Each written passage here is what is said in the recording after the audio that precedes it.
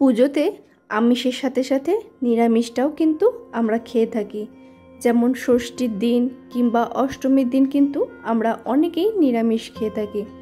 তাই আজ আমি একটা নিরামিষ রেসিপি আপনাদের সাথে শেয়ার করব, যেটা আপনারা অষ্টমী কিংবা ষষ্ঠী যে কোনো একটা দিনে তৈরি করে নিতে পারেন।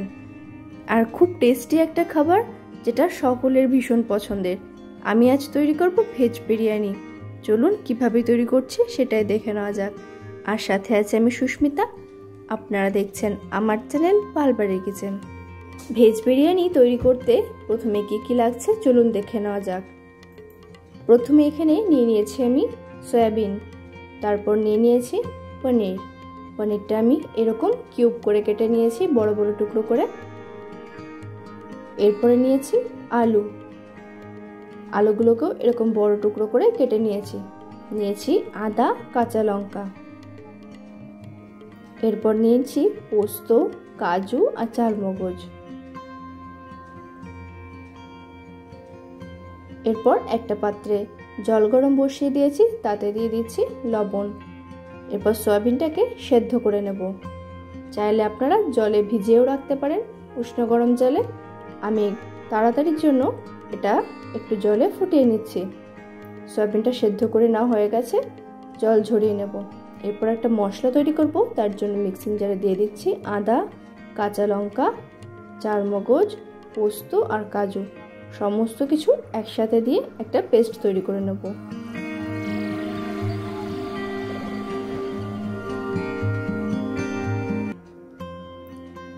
মশলাগুলো একসাথে পেস্ট তৈরি করব।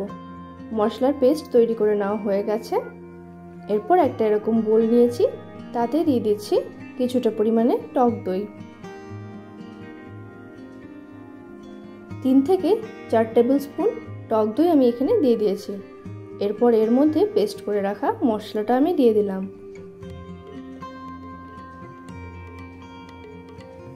এরপর দিয়ে দেবো স্বাদ অনুসারে লবণ, দিয়ে দেবো হলুদ, দিয়ে দেবো ঝালের জন্য লাল লঙ্কার গুঁড়ো। এরপরে দিয়ে দেবো বিরিয়ানি মশলা, দিয়ে দিচ্ছি একটু কেওড়া জল আর একটু গোলাপ জল। এটা আমি 1 টিস্পুন করে দিয়ে দিয়েছি। এরপরে সমস্ত কিছু একসাথে ভালোভাবে মিশিয়ে নিতে হবে। দইয়ের সাথে খুব ভালোভাবে মশলাটাকে আমি এভাবে ফেটিয়ে নিচ্ছি। মশলাটা খুব ভালোভাবে মিক্স করে নেওয়া হয়ে গেছে। এরপর পনিরের মধ্যে লবণ হলুদ মাখিয়ে নেব। তার জন্য দিয়ে দিলাম লবণ হলুদ দিয়ে ভালো করে পনিরের গায়ে মাখিয়ে নিতে হবে। লবণ হলুদটা খুব ভালোভাবে পনিরের গায়ে মাখানো হয়ে গেছে। এরপর কড়াই বসিয়ে দিয়েছি। কড়াইতে দিয়ে দিচ্ছি রিফাইন্ড অয়েল। তেল গরম হয়ে গেছে, পনিরগুলোকে দিয়ে ভেজে নিতে হবে। হালকা লাল করে পনিরগুলোকে ভেজে নেব।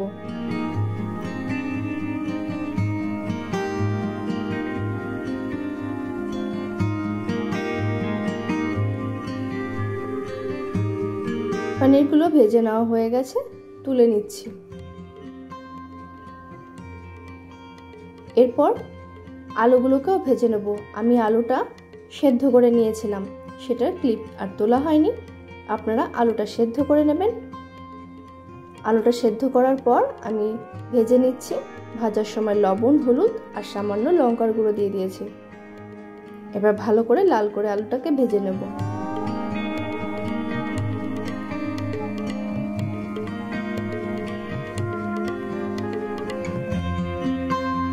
আলু ভাজা হয়ে এসেছে, এই সময় সয়াবিনটাকেও দিয়ে দিয়েছি। আলুর সাথে ভেজে নেব। একসাথে আলু আর সয়াবিনটা ভেজে নিচ্ছি।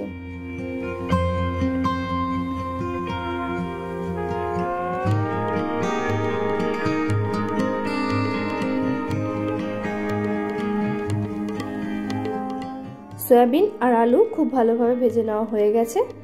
এখন আমি এর মধ্যে যে মশলাটা তৈরি করেছিলাম সেটা দিয়ে দিচ্ছি। তারপর সামান্য একটু মশলা বাটি ধোয়া জলটাও দিয়ে দিয়েছি। এরপর ভালোভাবে এটা কষে নিতে হবে। সয়াবিন আর আলুর সাথে মশলাটা খুব ভালোভাবে কষে নেব। এই সময় দিয়ে দিচ্ছি সামান্য চিনি।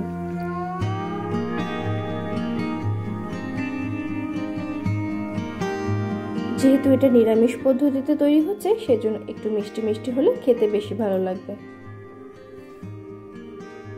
এরপর ভালো করে এটাকে কষতে কষতে যতক্ষণ না উপর থেকে তেল ছাড়বে ততক্ষণ কষতে থাকবো। উপর থেকে দেখুন তেল ছাড়তে শুরু করে দিয়েছে। ভেজে রাখা পনিরগুলোকে আমি এর মধ্যে অ্যাড করে দিলাম। এরপর আবারও ভালো করে নাড়াচাড়া করে মিশিয়ে আরও 2-3 মিনিট এটাকে রান্না করে নেব।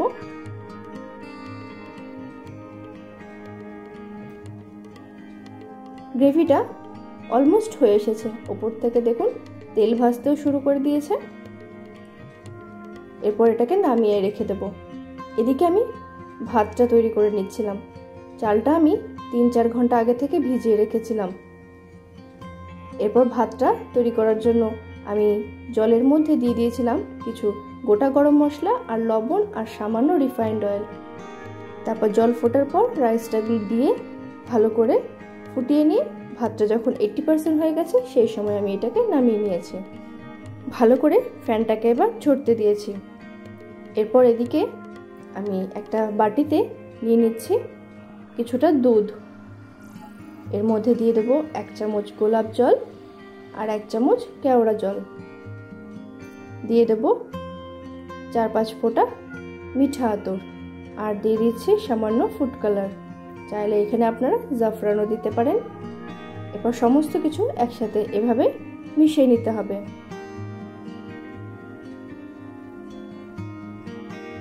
এরপর আমি এরকম একটা হাঁড়ি নিয়ে নিয়েছি, তাতে একটু ঘি মাখিয়ে নেব।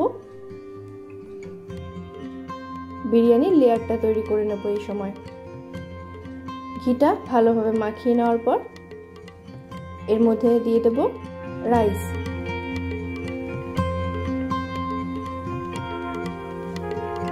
কিছুটা রাইস নিচ পোর্শনে দিয়ে নেব।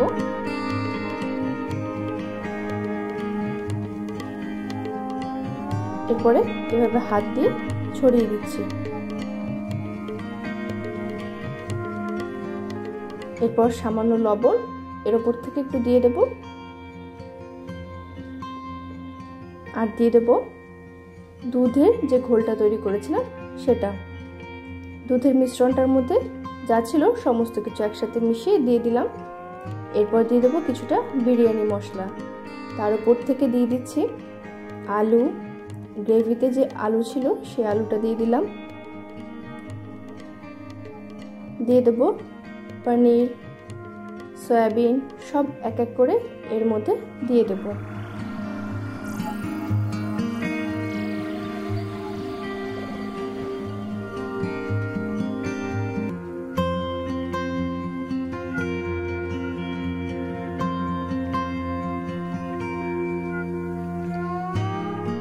সমস্ত কিছু দিয়ে দেওয়ার পর এরপর আমি দিয়ে দিচ্ছি 2 চামচ মতো ঘি। 2 থেকে 3 চামচ মতো ঘি এর উপর থেকে দিয়ে দিলাম। এরপর আবারও রাইস দিয়ে দিচ্ছি এর উপর থেকে কভার করে দেওয়ার জন্য।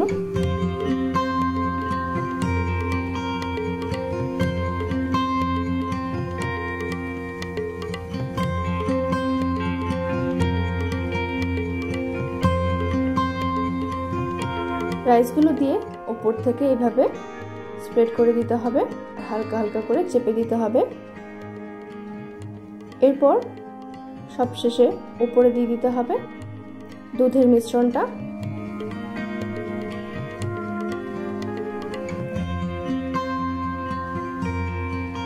দিয়ে দিচ্ছি বিরিয়ানি মশলা।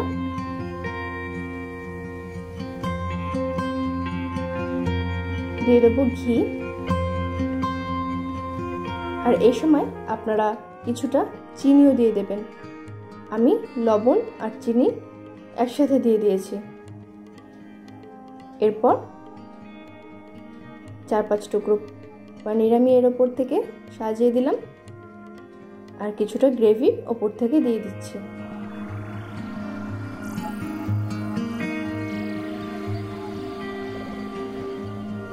আর কাজু কিশমিশটাও ওপর থেকে আমি এভাবে সাজিয়ে দিলাম।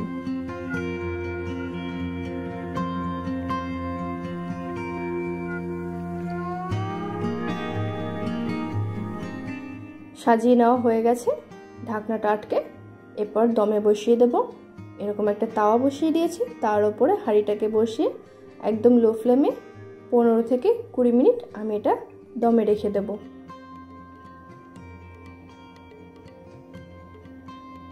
15 থেকে 20 মিনিট দমে রাখার পর গ্যাসের ফ্লেমটা অফ করে দিয়েছিলাম।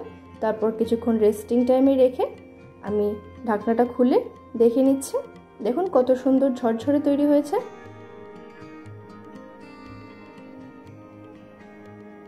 খুব সুন্দরভাবে সমস্তটা কুক হয়েছে দেখুন। এরপর আমি একটা প্লেটে সার্ভ করে নিচ্ছি।